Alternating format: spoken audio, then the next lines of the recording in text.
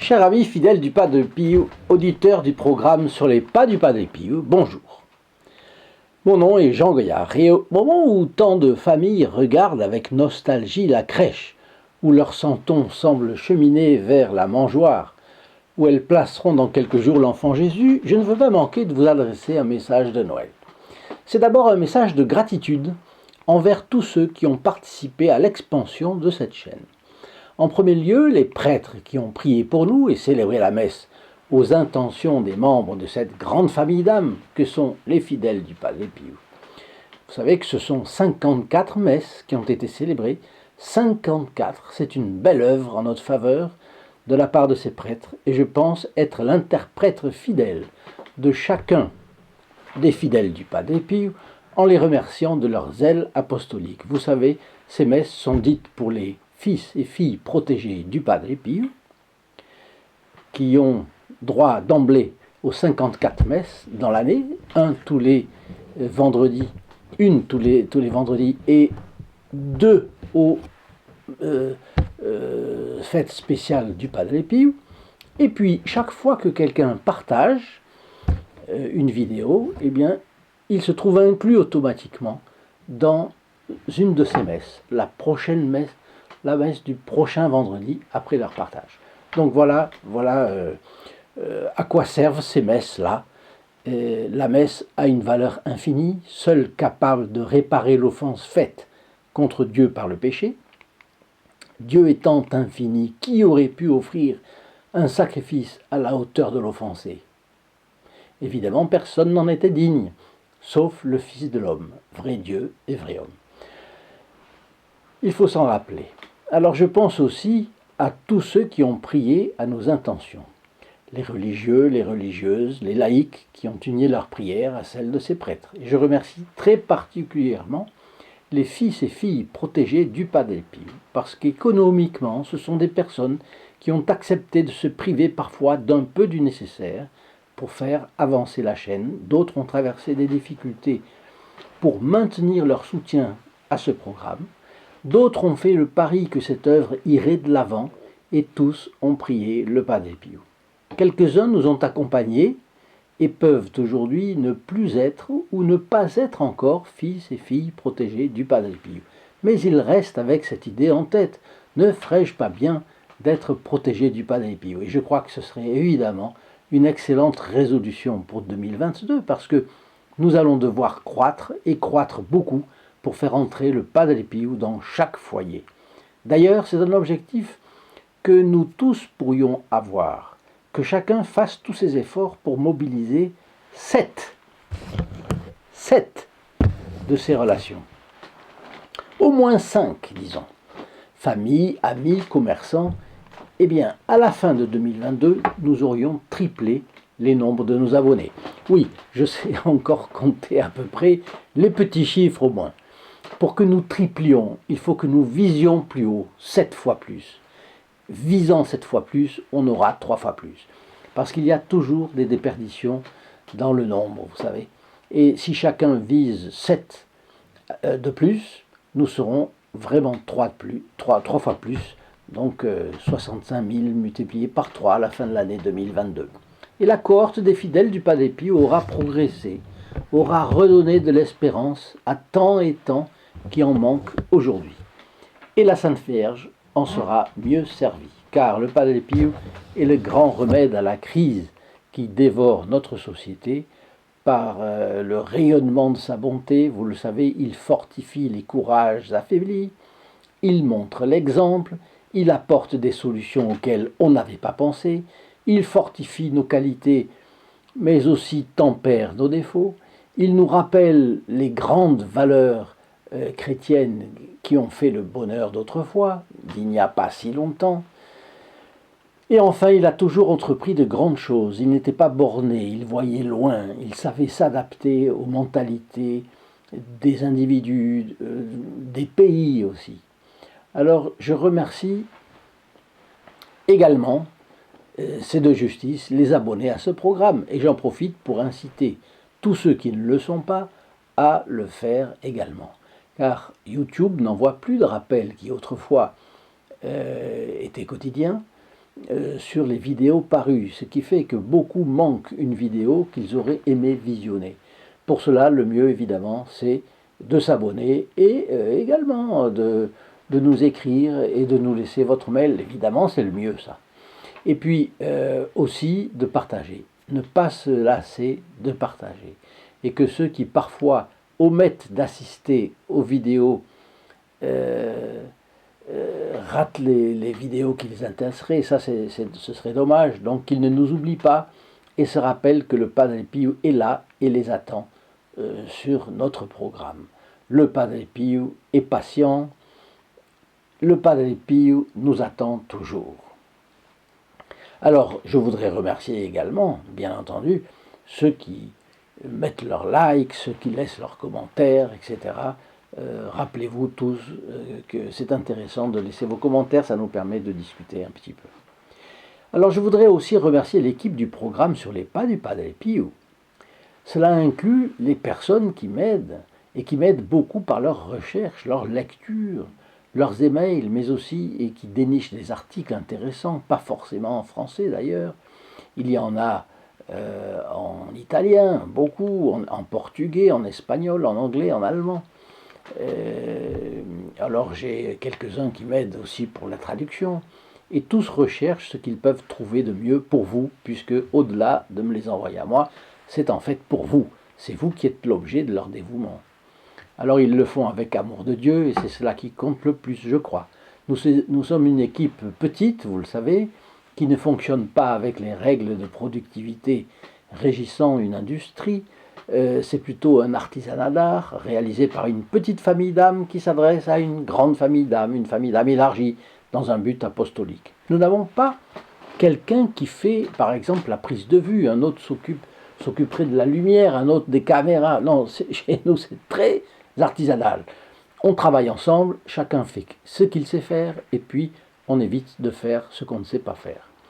Quant aux vidéos, vous croyez peut-être que c'est enregistré et que cela sort tout frais comme ça, une fois que c'est enregistré. Eh bien non, il y a quelqu'un qui visionne la vidéo, voit si la vidéo est techniquement exploitable, aménage le début et la fin, avec un peu de musique, des photographies, trouve les photos qui permettront d'améliorer l'attractivité au moment de la présentation de la couverture. Il essaie d'inclure des bannières, c'est tout un travail. Et puis, il y a la suite. Les milliers de personnes qui laissent des commentaires, quelqu'un y répond. Eh oui, un jeune y répond. On répond à ceux qui ont une question d'intérêt général, bien entendu. Et puis, il y a les commandes de documents. Il y a énormément de commandes de documentation, donc je remercie aussi nos opératrices. On ne s'en rend pas toujours compte, mais elles sont tous les jours sur la brèche. Elles répondent aux très nombreuses demandes par téléphone. Donc, par téléphone, on leur demande des photographies, vous le savez, du Padre Pio, des médailles, des brochures, des chapelets, des conseils écrits du Padre Pio. Et puis, on leur demande d'inclure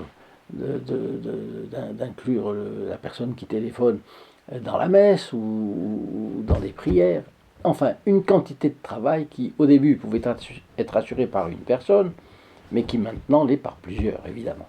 Ces opératrices, plus ceux qui font le travail administratif, expédiant les documents, répondant aux emails, tout cela représente beaucoup de dévouement, là encore, parce que tous cherchent à bien recevoir au téléphone, à être diligents dans l'expédition et, au fond, faire du bien à l'âme des personnes avec lesquelles elles sont en contact.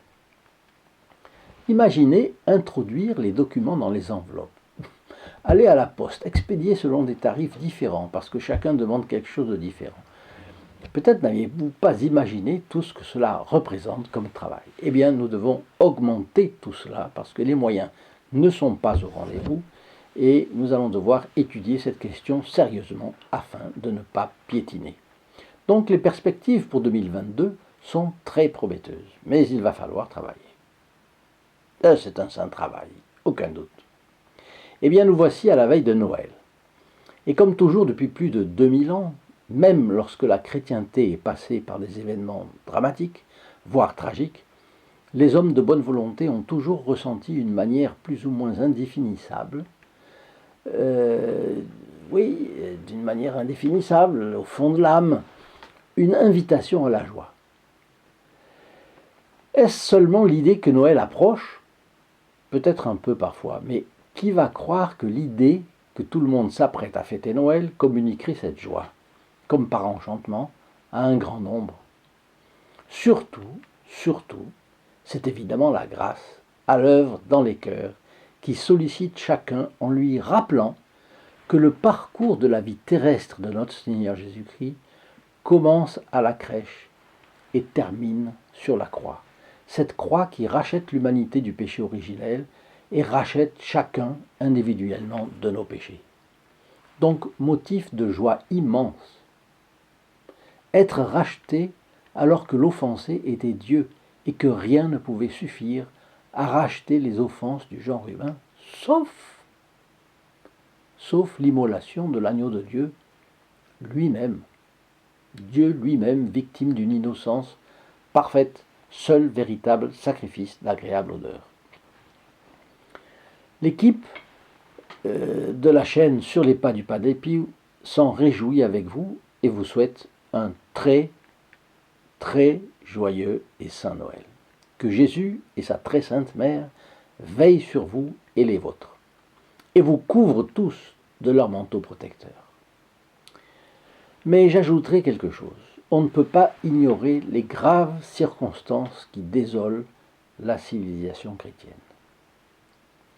Au fur et à mesure que les nuages s'amoncellent sur elle et que nous voyons les péchés de tous ordres, à tous les niveaux de la société, nous comprenons l'immensité de la bonté du Sauveur, qui savait tout cela, en était affligé de manière inimaginable, mais était consolé aussi par les vertus pratiquées par tant de saints, et le Padre Pio au premier rang. Nous nous rappelons que la Sainte Vierge est venue à Fatima en 1917, spécialement pour délivrer un message d'espérance. Son cœur immaculé triomphera. Comme il triomphe déjà dans le ciel, c'est bien de son triomphe sur la terre qu'elle parle. Et puis souvenez-vous, elle vient d'évoquer les châtiments terribles qui pèsent sur le monde. Si l'humanité ne se convertit pas, dit-elle, une deuxième guerre mondiale arrivera pire que la première. Et ça c'est fait. Si les hommes ne prient pas et ne font pas pénitence, c'est-à-dire, au fond, ne se convertissent pas, n'adoptent pas les commandements de Dieu, n'est-ce pas? C'est ça le problème. Bon, eh bien, j'ai un petit problème ici. S'ils ne se convertissent pas, il y aura un autre châtiment encore pire. La Russie répandra ses erreurs dans le monde entier, propageant les guerres et les persécutions contre l'Église, et des nations disparaîtront. Entre nous soit dit, cette prophétie c'est bien réalisé. Il n'est pas sûr que ce soit fini d'ailleurs. Et le message continuait, mais à la fin, mon cœur immaculé triomphera. Le mot mais fait la liaison avec ce que Marie dit aussitôt avant. C'est donc bien à notre époque que se réfère Notre-Dame de Fatima, à laquelle le Padre Pio a tant de dévotion. Le triomphe du cœur immaculé de Marie est donc prophétisé pour cette terre et pour notre époque historique. Lorsque le Padre Pio a dit « priez, espérez et ne vous inquiétez pas », il nous a donné, à vous comme à moi, la formule parfaite pour le salut. Prions, car l'enfant Jésus a tout ce dont nous avons besoin et il veut nous le donner. Espérons, avec une ferme confiance, parce que bien qu'enfant, il est 1000 milliards de fois plus puissant que ses ennemis, qui sont les ennemis de nos âmes. Et 3, ne nous inquiétons pas. C'est le point le plus délicat, parce que nos tendances aspirent incroyablement à ce qui est facile et que nous nous angoissons devant les contradictions, les difficultés, les souffrances. Faisons confiance à la bienheureuse Vierge Marie, comme un petit enfant sur l'épaule de sa mère. Acceptons de dépendre d'elle en tout, et notre inquiétude s'estompera. Au contraire, le doute nous fait couler, comme saint Pierre qui, marchant sur les flots, commençait à s'enfoncer dans l'eau parce qu'il avait douté. Depuis que Jésus est né, il reste avec nous pour toujours. Il est présent dans chaque tabernacle, exactement comme il l'était dans les tables de Bethléem il y a 2021 années. Oui, parce que vous savez qu'il y a eu un moine copiste qui a fait une erreur. Bon, on ne sait pas si c'est 2021, mais enfin, plus ou moins 7. N'oubliez jamais que Jésus est né pour être avec vous personnellement, et qu'il ne vous quittera jamais. Et même si par tristesse vous le quittiez un jour, revenez vite à lui, il vous accueillera de nouveau. Et par l'intercession du Padre Pio, bien sûr, encore plus.